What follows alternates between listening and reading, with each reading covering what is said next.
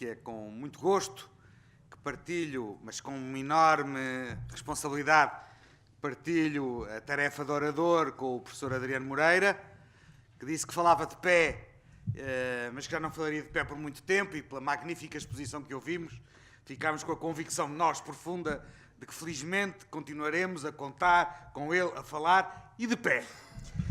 E a razão pela qual eu decidi falar de pé é porque, no meu caso, falar de pé ou falar sentado não faz grande diferença.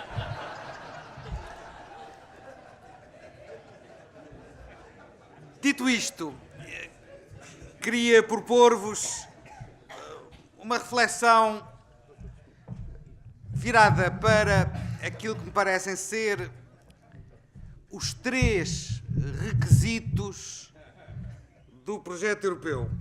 Mas eu estou habituado, assim tenho vertigens. Muito obrigado.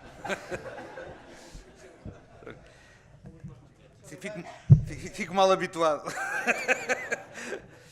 A primeira questão que eu acho que é crucial nos tempos de hoje, até para prevenir os imprevistos, é que as crises pelas quais a União Europeia passou, a crise financeira global, 2008, a crise da zona euro, a crise dos refugiados, e se me permitem dizer, a crise provocada pela decisão britânica de abandonar a União Europeia, gerou clivagens entre os Estados-membros que se não tiverem a prioridade política para serem ultrapassadas, poderão ser clivagens que se traduzem em fraturas permanentes.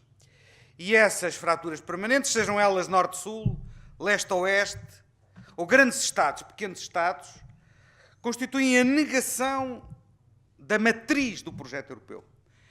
Obviamente que os países não são todos iguais, mas a essência do projeto europeu é de que não há, na construção europeia, nem ganhadores permanentes, nem perdedores permanentes. Isto é, que as regras não estão de tal modo definidas que elas só jogam em benefício de uns e, por definição, jogam sempre contra os interesses de outros. O que as fraturas vêm a introduzir é essa perturbação, é esse imprevisto em que alguns podem começar a sentir-se permanentemente desconfortáveis e, naturalmente, isso pode conduzir à ruptura do projeto europeu. As recentes notícias que nos chegam, quer das eleições francesas, quer mesmo das eleições alemãs, permitem-nos ter a expectativa de que estão criadas as mínimas condições políticas para um novo fogo para o projeto europeu, e esse novo fogo tem que partir de um sólido entendimento sobre o futuro da Europa entre a França e a Alemanha. Não é suficiente, não é suficiente. Já houve tempos em que era. Mas eu continuo a pensar, e nesse sentido talvez possa ser considerado conservador, de que para que a Europa tenha um futuro, é condição necessária que haja um sólido acordo franco-alemão. E que esse acordo depois tenha a suficiente flexibilidade para ser inclusivo dos demais Estados-membros da União Europeia. O segundo requisito tem a ver com a legitimidade democrática do processo de integração europeia. Eu creio que temos que ser extremamente pragmáticos. O Tratado de Lisboa, não será alterado a curto prazo. E as energias dos políticos, da sociedade civil, devem ser canalizadas para trabalhar a Tratado Constante, para trabalhar no quadro do Tratado de Lisboa e optimizar aquilo que o Tratado de Lisboa permite, antes de partir para uma correria para a revisão dos tratados, cujo resultado, na minha opinião, é, neste momento, altamente incerto. Onde é que está o problema essencial da legitimidade do projeto europeu? É que, de alguma forma, temos que ser humildes e reconhecer que, quando o projeto europeu pressupõe a transferência de competências e de poderes do nível nacional para o nível europeu, os cidadãos têm, em larga medida, a percepção de que nessa transferência há uma perda de escrutínio e de responsabilidade democrática. Dito de outra forma, que as instâncias europeias, malgrado as melhorias introduzidas no funcionamento da democracia a nível federal, a transferência de poderes se traduz numa perda da capacidade dos cidadãos decidirem sobre o seu destino coletivo. E por muito que se queira enroupar esta transferência em linguagem tecnocrática e na tentativa de apresentar soluções como sendo as únicas tecnicamente viáveis, é preciso reconhecer que, à medida que aprofundamos a integração europeia nesse sentido, vai fazendo falta a adesão dos cidadãos. Aquilo que o professor Adriano Moreira há pouco dizia, o exercício construído a partir das elites e consolidando um acordo entre elites já não é suficiente para garantir o apoio e a legitimidade democrática no conjunto das sociedades. E é por isso que o populismo também medra. Porque depois é fácil aos populistas apresentarem a União Europeia como a fonte de todos os males. A estigmatização da Europa e a estigmatização dos imigrantes, que são hoje os dois pontos de fixação das correntes populistas que há pouco o professor Adriano Moreira tão bem sintetizou na definição dada pelo Miller. A questão da legitimidade não é resolúvel apenas através do Parlamento Europeu. Isto é, o Parlamento Europeu é obviamente uma instância representativa, mas não esgota a questão da legitimidade. E por isso o desafio coloca-se tanto do plano institucional como no plano da sociedade civil. No plano institucional, eu acho que, e permitam-me esta observação, sei que quer o Vítor Hugo, que está aqui, quer o Gonçalo, quer unser Freund da Gabriela Bischoff, vão provavelmente achar que eu estou a ser exagerado. Mas, lamentavelmente, eu receio que quer o Comitê Económico e Social, quer o Comitê das Regiões, têm estado muito aquém daquilo que podiam fazer para garantir a legitimidade democrática do projeto de integração europeia. Porque, de alguma forma, estas instâncias, mesmo que só consultivas, são captadas pelo Small Beltway of Brussels, pelo microclima de Bruxelas, e o que elas têm de mais-valia a trazer é exatamente no sentido contrário. No sentido do entrosamento com a sociedade civil, com os setores sociais e económicos mais ativos a nível nacional. E interpelar os parlamentos nacionais, que eu acho que é... Mas eu hoje estou a pagar o preço da total impopularidade. Não faz mal. Só espero é conseguir correr até à porta. Porque muito do déficit democrático começa cá dentro, começa em cada país e começa nas insuficiências que os parlamentos nacionais dão provas de integrarem na sua agenda e na sua cultura política as questões europeias. E não há engenharia constitucional europeia que resolva o problema da legitimidade democrática se a questão não começar por ser tratada a nível de cada Estado e das instituições políticas representativas de cada Estado. Esta é a segunda observação. Terceira observação, historicamente, a União Europeia legitimou-se pelos resultados. Isto é, a União Europeia, historicamente, demonstrou que era um projeto ganhador que contribuía para dois objetivos fundamentais: o crescimento económico e o bem-estar social. E esta é a base do contrato social europeu, esta é a base do chamado Soziale Marktwirtschaft, utilizando a expressão alemã, da economia social de mercado. Hoje eu receio que o discurso europeu, a narrativa europeia, seja muito mais uma narrativa que se dirige aos ganhadores da globalização e que não tem em devida conta aquilo que é o sentimento profundo dos que, com razão ou sem razão, e às vezes é sem razão, se consideram a si próprios como os predadores da globalização. É aqui que eu repego... Bom, os políticos costumam citar-se a si próprios, não é? Eu não me iria citar a mim próprio, não fosse o João Dias da Silva já ter-me citado, e portanto eu continuo a pensar o que ali digo, o que ali dizia, isto é, a dificuldade que temos é fazer compreender que a União Europeia é a única plataforma possível de regulação da globalização e não aquilo que muitos cidadãos compreendem, que é a União Europeia é o cavalo de Troia de uma globalização selvagem. E este dilema é um dilema fundamental, porque eu vou-lhes dar um exemplo da minha própria experiência pessoal. Quando eu era comissário europeu, lançámos o projeto de abolir as tarifas de roaming nas comunicações por telemóvel. Isto já foi há 15 anos. Há pouco tempo, finalmente, foram abolidas as tarifas de roaming. Para quem viveu esse processo por dentro, é uma grande vitória. É uma grande vitória. E, só que para a pergunta que se põe a fazer é esta. Quantos cidadãos europeus beneficiam da abolição da tarifa de roaming? Bom, aqui nesta sala, se calhar muitos, porque aqui estão muitos dos que viajam para outros países e, portanto, poupam dinheiro. Eu, aliás, só percebo isso claramente quando vou aos Estados Unidos e vejo depois a conta de roaming que pago quando volto.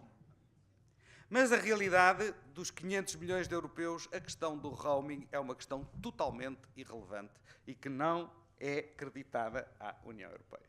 Porque é apenas algo que diz respeito a uma elite que se move, que é móvel, que beneficia da abolição da tarifa de roaming. E, portanto, o desafio que se coloca, em meu entender, é como é que é possível que a Europa seja capaz de desenvolver uma estratégia que é apresentada aos seus cidadãos como sendo capaz de os proteger dos riscos ou dos imprevistos, como dizia o professor Adriano Moreira, sem se transformar num continente protecionista. Proteger sem ser protecionista. E, nesse sentido, os números são impressionantes. Na última década, o mundo cresceu, a economia mundial cresceu, em média, 10%. Nesse crescimento de 10%, 6% ficou a dever-se ao crescimento dos países emergentes, 2% ficou-se a dever ao crescimento dos países desenvolvidos. Nestes 2% dos países desenvolvidos, os Estados Unidos contribuíram, em média, na década, com 2,5% e a Europa contribuiu com 1,5%. Parece-me relativamente evidente que, se na próxima década a taxa de crescimento da União Europeia for aquela que foi na última década, tal crescimento económico não será suficiente para garantir a sustentabilidade do modelo de economia social de mercado em que assentamos. E, portanto, haverá que crescer, no mínimo, no plano europeu, em torno dos 2%, para garantir as condições de desenvolvimento económico que sustentem a paz social, que é fundamental no projeto europeu. Na realidade, a Europa é o continente que tem maior nível de redistribuição social, cerca de 45% a 50% do produto, é objeto de medidas de redistribuição social que são fundamentais para garantir a estabilidade social no continente europeu. Quais são os fatores críticos para este crescimento económico? Eu elencaria 4. O primeiro é a população. Reconheçamos que é o fator sobre o qual temos uma capacidade de intervir mais limitada. Nós temos um continente em declínio populacional. Somos hoje 7% da população global. Provavelmente, em 2050, seremos menos de 6% da população global. Excluindo a variável da imigração como variável de ajustamento, que é muito complexa, que é imprevista, é um forte imprevisto, e que suscita problemas de integração social muito complexos, e que, portanto, nunca se poderá encarar a imigração como a resposta ao problema do envelhecimento populacional, há que reconhecer que mesmo as políticas de incentivo ao aumento da natalidade nunca produzem resultados tangíveis em períodos menores a 25 anos. Portanto, uma inversão de tendência acaba só por ter retorno num longo período de tempo. O segundo fator crítico é o fator da produtividade. É importante ter consciência de que no continente europeu a produtividade total dos fatores tem vindo a declinar continuadamente. Passou de 1% nos anos 2000 para 0,5% atualmente. E, portanto, nós temos um problema de produtividade no nosso sistema produtivo instalado. E é aqui que se joga a questão da concertação social. O problema da produtividade não é apenas um problema de empresários. É um problema de empresários e de trabalhadores. E só há resposta ao problema da produtividade, à questão da quebra da produtividade, se houver um sólido e robusto sistema de concertação social. E isso é fundamental a nível nacional, mas também é fundamental a nível europeu. E há que reconhecer que na última década o diálogo social europeu perdeu força e vigor. Até perdeu prioridade política nas instituições europeias. E, portanto, o desafio é como é que é possível reencontrar bases para relançar o diálogo europeu, em larga medida centrado na questão da resposta ao declínio da produtividade.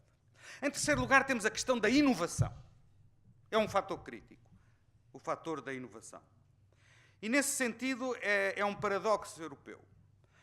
Como eu disse, nós representamos 7% da população mundial e o contributo europeu para o produto científico global é na ordem dos 25%. É um rácio apreciável, se analisarmos a percentagem da população e o contributo para o progresso científico. Já não é assim quando se trata de traduzir o produto científico em capacidade de produção empresarial. Aí a relação volta a inverter-se.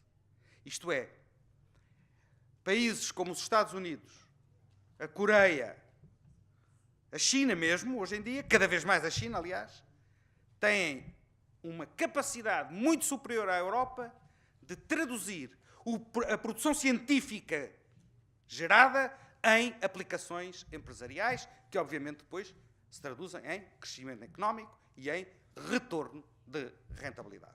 Nós temos um problema no nosso sistema científico. Como diz um amigo meu, the European Union is very good at making science with money, not at making money with science. E este paradoxo tem que ser resolvido. O quarto e último fator, para não ser totalmente maçador e só ser moderadamente maçador, tem a ver com a questão do funcionamento do modelo económico europeu, que se joga, em larga medida, no que eu acabei de dizer, investigação, desenvolvimento aplicado, portanto, capacidade de empresariação, da qualificação e do produto científico gerado, de inovar para uma economia global. Em segundo lugar, a adoção de um conjunto de reformas que são essenciais para a melhoria do crescimento económico.